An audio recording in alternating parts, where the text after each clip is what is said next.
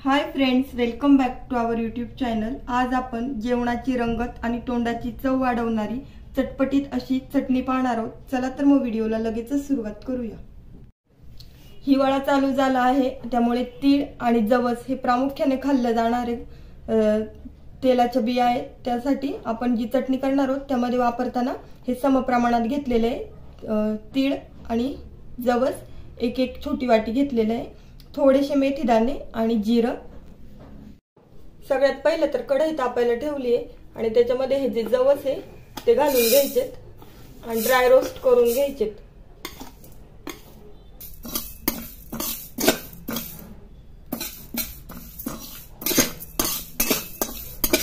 जवस हे थोडे परतून घ्यायचे जेणेकरून आपली जी चटणी आहे ती खमंग लागेल। आणि तसंही कुठलीही तेलबी असेल, शेंगदाणा असेल, खोबरं असेल, जवस, तीळ, कराळे हे सगळं आपण असं आधी भाजून घेतो जेणेकरून त्याचा जो खमंगपणा आहे तो अजून वाढतो। अशा पद्धतीने थोडेसे उडायला लागले की आपले जवस भाजलेत असं समजायचं।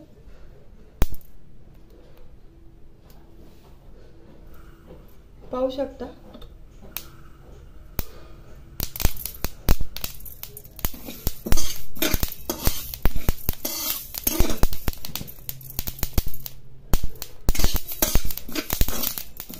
तुम्हाला जर वाटत असेल की हे फार उडतंय तर याच्यावर एखादी प्लेट ठेवली तरी चालेल, परंतु प्लेट ठेवून लगेच काढून घ्यायचं ना, ते खाली लागून जाईल, नाहीतर मग एकदम मंद आचेवर भाजायचे। आता मी हे काढून घेते। हे जे जवस भाजलेले ते मिक्सरच्या भांड्यात काढून घेते। आता याच कढईमध्ये जे तीळ आहेत आपले ते घालून घ्यायचे आणि तीळ सुद्धा भाजून घ्यायचे।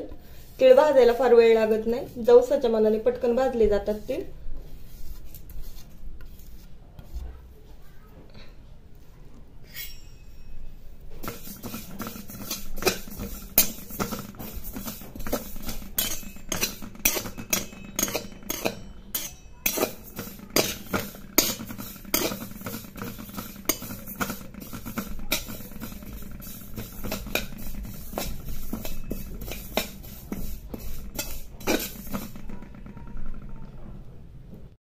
तीळ सुद्धा भाजले की असे फुटतात किंवा असे वरती येतात, त्यामुळे ते पण कळतात की भाजायची प्रोसेस झालेली यांची कंप्लीट।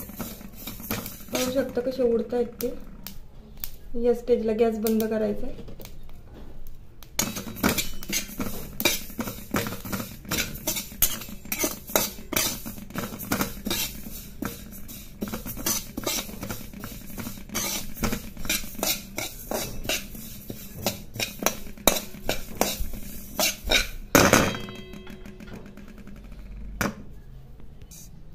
तीळ सुद्धा याच मिक्सरच्या भांड्यात काढून घ्यायचे।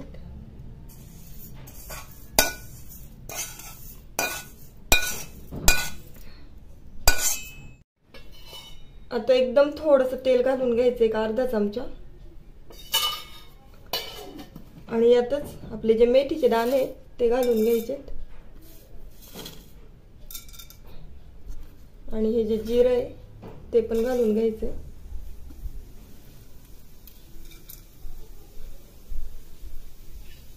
आणि थोडंसं फुललं जिरं आणि मेथी हे लगेच काढून घ्यायचे आपल्या मिक्सरच्या भांड्यामध्ये।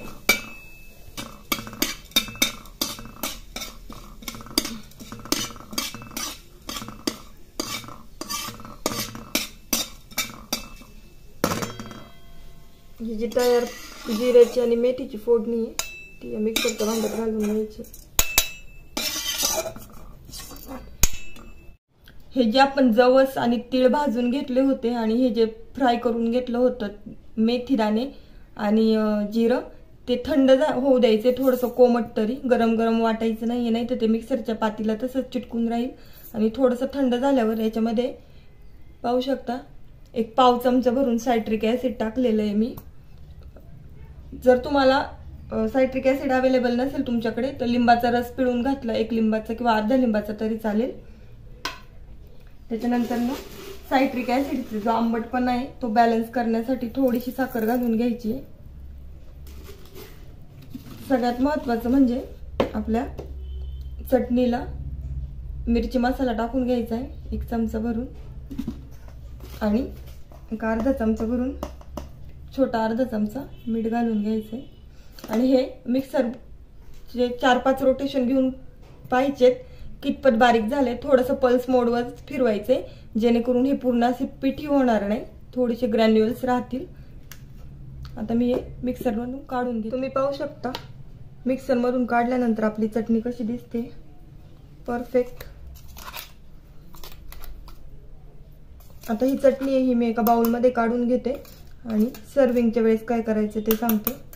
आता तुम्ही या स्टेजला टेस्ट करून घेऊ शकता मीठ मिरचीचं प्रमाण बरोबर आहे की नाही, थोडं कमी जास्त वाटलं तर आत्ताच घालून घ्यायचे।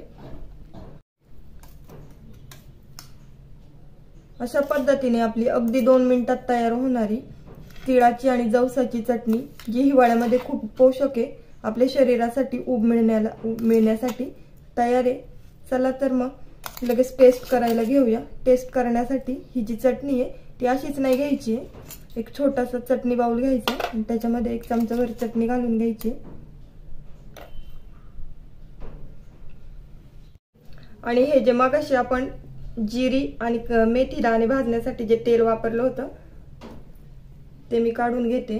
असं थोडंसं फोडणीचं तेल असेल का ती चटणीला चव चांगली येते, त्यामुळे जरी तुम्ही कच्चं तेल वापरलं तरी चालेल, पण फोडणीच्या तेलात चटणीची चव ती जास्त एनहान्स होते आणि हे मिक्स करून तुम्ही तोंडी लावायला घेऊ शकता।